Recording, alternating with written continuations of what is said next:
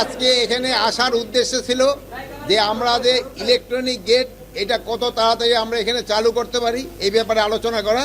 আর plus এখানে আপনারা জানেন যে কয়েকদিন আগে একটা বড় ধরনের দুর্ঘটনা ঘটে গেছে, ওইটা দেখে যাওয়ার জন্য।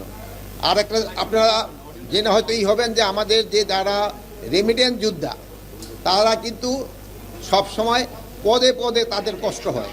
একটা আমি বন্ধ করো, পদে পদে তাদের কষ্ট হয়, এই জন্য তাদের বিদেশে যেন পাসপোর্ট যারা ওখান থেকে নেয় তাদের এখানে অনেক সময় একটু বেশি টাকা দিতে হয়, ওটারে কীভাবে কমায় আনা যায়, এই রেমিটেন্স যোদ্ধাদের পাসপোর্টের যে ফিটা কীভাবে কমানো যায় এই ব্যাপারেও আপনারা আলোচনা করা।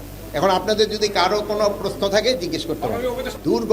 দুর্ঘটনা এটা 5 মিনিটের ভিতরে তো যে আমাদের তাদের 4টা ইউনিট আছে, মানে আমাদের এই এয়ারপোর্ট অথরিটি এই 4টা কিন্তু চলে আসছে 4 মিনিটের ভিতরে, 30 সেকেন্ডের ভিতরে তারা চলে আসছে। আর ফায়ার ব্রিগেডের যে ইউনিটগুলি আছে একটা হলো 15 নম্বর সেক্টরে, আপনারা জানেন যে দিয়াবাড়ি ই গেটের ওখানে যে কী জানি বলে মেট্রো রেলের ওখানে, আর একটা হলো আমাদের কর্মীটোলা, এইগুলো 20 মিনিটের ভিতর চলে আসছে।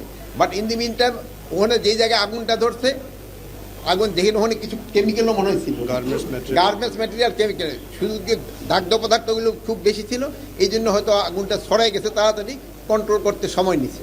শোনেন, তাদের 4টা ইউনিট আছে, তাদের 4টা ইউনিট এখানে কাজ করছে, কিন্তু সাথে সাথে যে মানে আমরা হয়তো এক্সপেক্ট করছিলাম যে আরও তাড়াতাড়ি এটা কন্ট্রোল, বাট হয়তো কন্ট্রোল আসতে একটু সময় লাগছে, যেহেতু বিভিন্ন পারিপার্শ্বিক অবস্থাগুলো চিন্তা করতে হয়। যে ধরেন যে দাহ্য জাতীয় পদার্থ খুব বেশি ছিল, অনেক সময় বাতাস থাকলেও আবার অনেক সময় নিভাইতে সময় লাগে।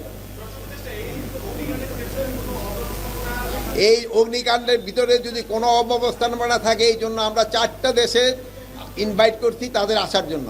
ইংল্যান্ডকে ইনভাইট করা হয়েছে, আপনার অস্ট্রেলিয়ারে ইনভাইট করা হয়েছে, চায়নারে ইনভাইট করা হয়েছে, টার্কিরে ইনভাইট করা হয়েছে।